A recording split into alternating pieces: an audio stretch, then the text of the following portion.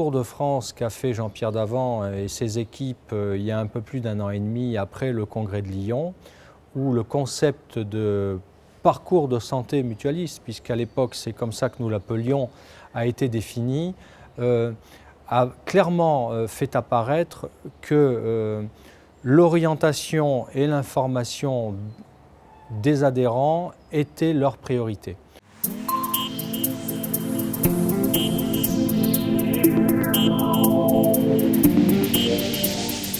Ça m'embête un peu de vous donner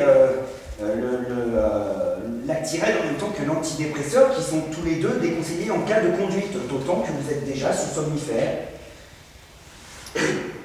Mais enfin, puisque le docteur Bernard vous a prescrit tout ça, c'est sans doute qu'il doit savoir si... Oui, il m'a demandé si c'était bien moi qui conduisais. Ça va. Cela vous fait donc 30 €, mais vous ne me devez rien.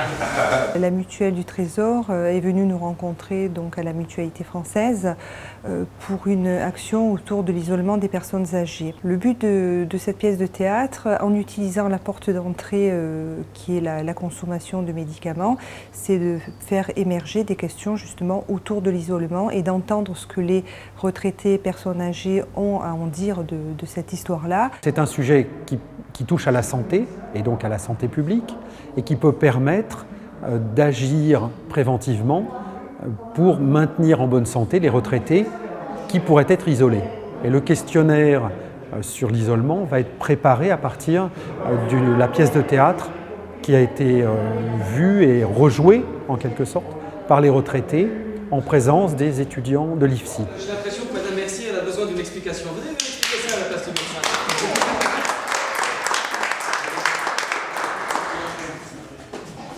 Alors, comment vous appelez-vous? Robert. Robert. Donc Robert, à la place du médecin, va essayer d'expliquer justement le diabète, comment ça peut se passer. C'est à cause de votre régime que vous m'avez fait faire, docteur, là, pour le diabète. Mais on va changer. Il y a des médicaments qui empêchent l'envie de sucre. C'est vrai? Mais je savais pas que ça existait. Mais c'est miracle. Voilà, et puis grâce à ces médicaments, par exemple, vous prenez votre repas, vous pouvez manger des féculents, qui sont des sucres lents, Oui. et après le repas, vous avez droit à quelque chose de sucré, légèrement sucré. Mettez-moi en 2 boîtes. J'en prendrai aussi avec toi. Ce questionnaire sera envoyé à tous les adhérents retraités de la mutuelle. Donc derrière, c'est vraiment à partir de la détection de l'isolement, s'il y a isolement, c'est quelles actions on peut entreprendre en termes de prévention. Vous les avez rendus d'accord en plus.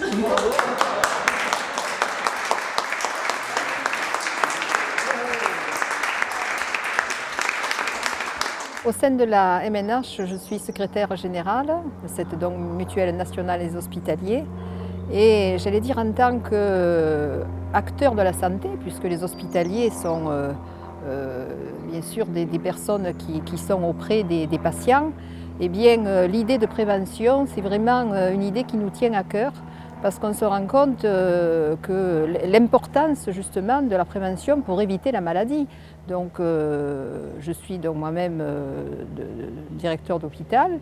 Et je me rends compte qu'il est très important de prendre soin de soi, de prendre soin de sa santé tout au long de sa vie.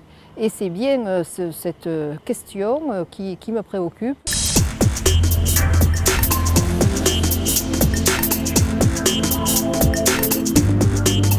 Sur le département des Hautes-Alpes, nous allons mettre en place une action visant la prévention des troubles auditifs grâce à un CD-ROM qui s'appelle « À votre écoute ». Nous allons former des professionnels, des adultes relais, à l'utilisation de cet outil. Donc là, tu peux, donc avec la souris, tu cliques donc sur le test auditif. Voilà.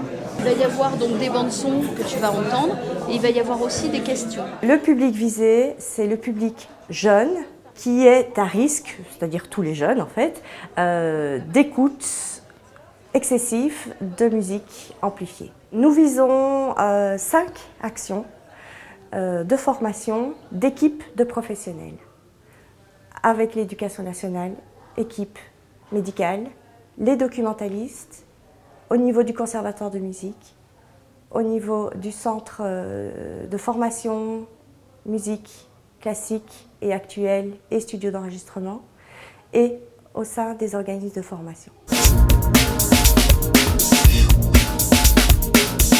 Nous sommes ici sur le nouveau siège de l'Union régionale qui s'est construit progressivement. C'est en fait l'Union régionale un assemblage, comme vous le voyez sur notre nouvelle charte graphique, de petits morceaux de pulse qui se sont progressivement, qui ont convergé vers la nouvelle entreprise pour faire le dessin de la nouvelle entreprise que nous avons composée.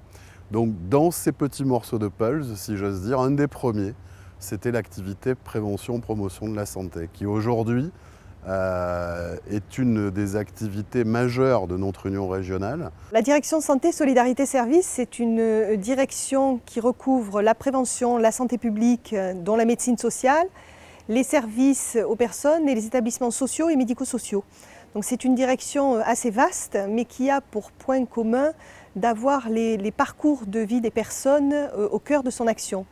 Le parcours de vie, ça va de la naissance aux personnes âgées à la fin de vie, et de prendre en charge et en compte toutes les problématiques de santé ou des besoins particuliers qui peuvent intervenir dans ces parcours de vie.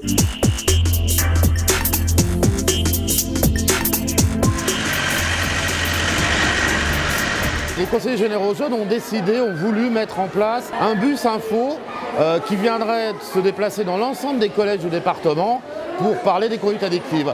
Donc la mutualité française a été amenée à mettre ça en place. C'est plus de 5000 élèves qui ont participé à cet atelier. Vous voyez, il y a du monde. Et c'est valable dans l'ensemble des collèges du département, de l'arrière-pays, Saint-Vallier, jusqu'à Nice, Cannes, Menton, Beaulieu, Antibes.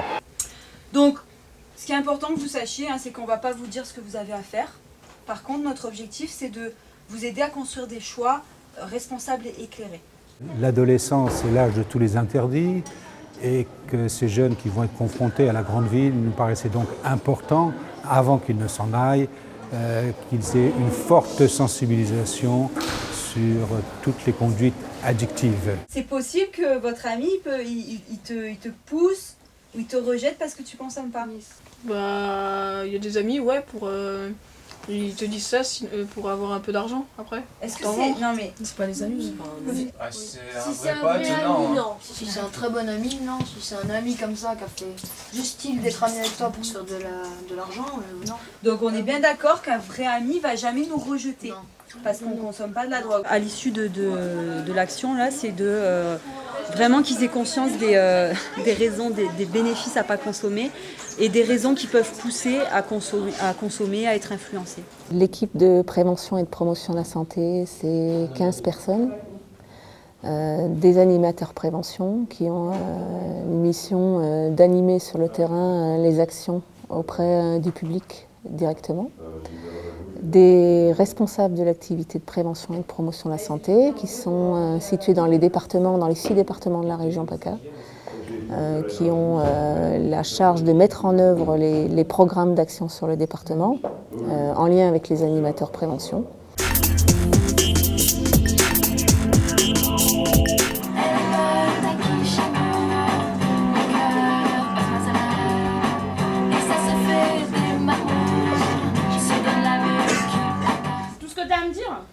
Il a des super CD. Bon allez, t'as l'air mal là, il a été nul, il y a eu un problème. Non, c'était bien. En fait, c'est moi qui ai été nul. J'ai trop bu. Et alors, t'as dormi? Mais non, mais... on n'a pas mis de capote. Mais pourquoi? Mais je t'ai dit que j'avais trop bu. Nous travaillons en partenariat avec l'Éducation nationale. Nous essayons de contacter la plupart des infirmières scolaires parce que ce sont elles qui sont à l'origine de la plupart des projets en interne.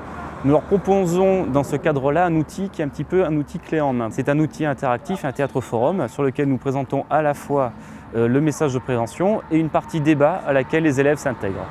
On applaudit Bastien qui demande qu'une chose, c'est qu'on l'encourage pour aller sur scène. Alors, expliquez ce qu'il faudrait faire. C'est bon, regardez. Il a pincé. Et pourquoi faut pincer? C'est pour pas qu'il y ait de l'air. Ça fait quoi s'il y a de l'air?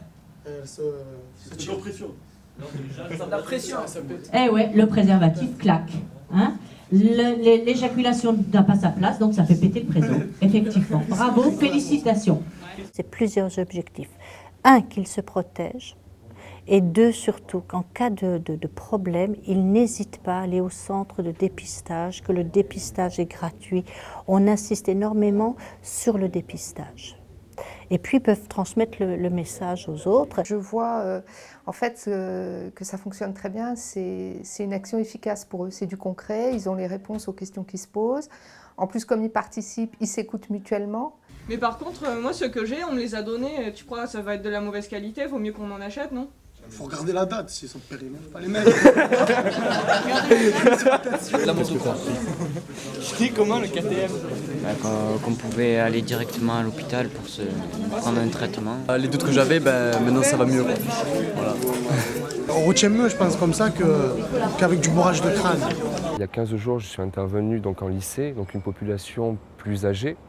Et à la fin de l'intervention, une jeune fille est restée pour m'expliquer un cas un peu personnel, relativement quand même grave, puisque la jeune fille, sûrement en boîte de nuit, une personne mal intentionnée lui avait versé du GHB, la fameuse drogue du viol. La jeune fille s'est retrouvée inconsciente. Là où je me rends compte qu'il y a quand même un impact de nos actions de prévention, c'est que je crois le soir même, j'ai reçu un SMS de sa part pour me remercier de la pertinence et de la justesse de ce que j'avais pu raconter.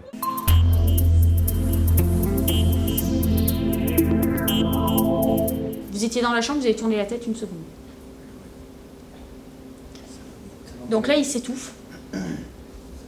On est face à un étouffement total, c'est-à-dire que l'enfant ne peut plus parler, ne peut plus crier, ne peut plus respirer.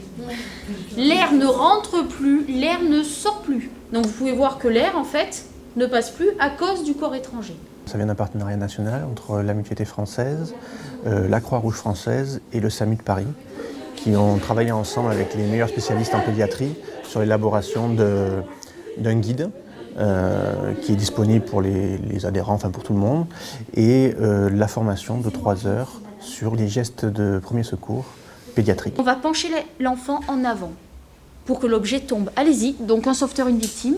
Il n'y a pas de risque, je vous assure. Allez-y, on penche la victime en avant. Et là, on va effectuer 5 claques vigoureuses entre les omoplates de la victime, enfin de l'enfant, avec le plat de la main. Donc là, on fait semblant, mais j'ai le droit de taper jusqu'à 5 fois au maximum. 1, 2, 3, 4, 5. 5 fois au max. Le but des tapes dans le dos, c'est de provoquer la toux. Et en fait, c'est la toux qui va faire sortir le corps étranger. On peut s'attendre à ce qu'ils retiennent au moins l'alerte au service de secours. Quel numéro faire, que dire, et qu'ils aient un minimum de réflexes. Le retour à long terme, c'est bien sûr la fidélisation de nos adhérents qui sont, je pense, enfin je l'espère, convaincus que nous sommes continuellement et souvent, le plus souvent possible, à leur côté. Les établissements de petite enfance que nous sommes en train de créer en Mutualité Française PACA sont des établissements dans lesquels la prévention et la promotion de la santé est insérée dès le départ. Au-delà des projets d'établissement ou des projets pédagogiques pour l'accueil des enfants, il y a mise en place systématique de services de prévention et de promotion de la santé avec des thématiques évidemment adaptées aux tout-petits. La nutrition, l'hygiène bucco-dentaire, les accidents domestiques, les gestes de premier secours pédiatrique avec les parents. C'est un service qui est inclus d'office, j'allais dire, dans les établissements. Pour les personnes âgées, c'est la même chose.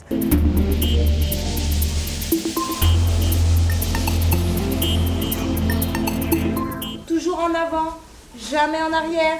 Vous vous rappelez, on va pour descendre au sol. Position cavalier, un genou, on pose bien les mains à plat, puis l'autre, on bascule sur le côté. Et là, on est assis. Les personnes qui chutent restent pour 40% d'entre elles dans une situation de dépendance. Donc, suite à ce constat, la mutualité s'est mobilisée. En travaillant, on arrive à comprendre ce qu'il faut faire ou ne pas faire dans la vie courante. Moi, je trouve que ça m'a fait énormément de bien. J'ai été opérée des 2 genoux et j'ai quand même un peu plus de souplesse. Je me relève mieux quand je suis assise, je perds moins l'équilibre. On est rentré depuis quelques années dans une politique de prévention. Cette politique de prévention, on la faisait surtout au niveau de la gamme, mais on ne la faisait pas au niveau des services qu'on pouvait apporter en plus à nos adhérents. On est même victime de notre succès parce qu'effectivement, on communique un petit peu donc, par rapport à ça. On fait un mailing auprès de nos adhérents et en fait, on a énormément de demandes. Donc, on est obligé de faire des listes d'attente. Ils le voient dans la vie de tous les jours. La semaine dernière, j'avais une dame qui me disait avant, j'avais du mal, je ne pouvais pas m'habiller, mettre un pantalon sans m'asseoir. Sans... Et là, maintenant, elle me dit que c'est beaucoup plus simple.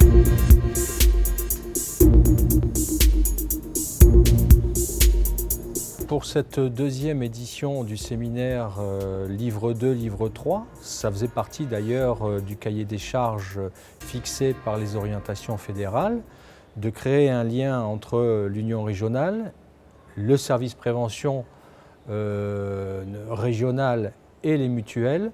On sent que les mutuelles ont envie de faire de la prévention, c'est probablement un besoin de leurs adhérents, mais il leur manque souvent les professionnels que nous avons.